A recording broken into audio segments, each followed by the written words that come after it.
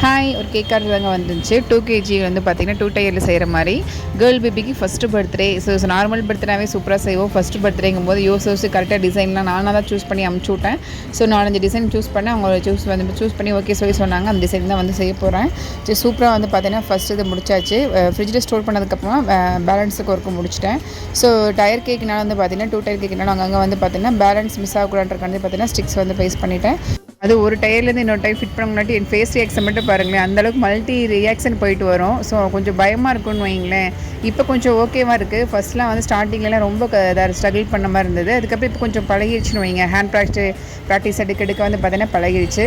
So chocolate Kana's ready பண்ணி ட்ராப்ஸ்லாம் வந்து கொடுத்தாச்சு. சூப்பர். ஃப்ரிட்ஜில் வந்து 10 நிமிஷம் ஸ்டோர் பண்ணேன். அதுக்கப்புறம் வந்து பார்த்தீங்கன்னா பேலன்ஸுக்கு டிசைன்லாம் முடிச்சாச்சு. டிசைன் பார்த்துருப்பீங்க, ரொம்ப சிம்பிளாக இருந்த மாதிரி இருந்தது. So okay girl baby butterfly மாதிரி இருக்கட்டும் சொல்லிட்டு பட்டர்ஃப்ளை வந்து அங்கங்கே வந்து பேஸ்ட் பண்ணவே வந்து ரொம்ப சூப்பராக இருந்தது.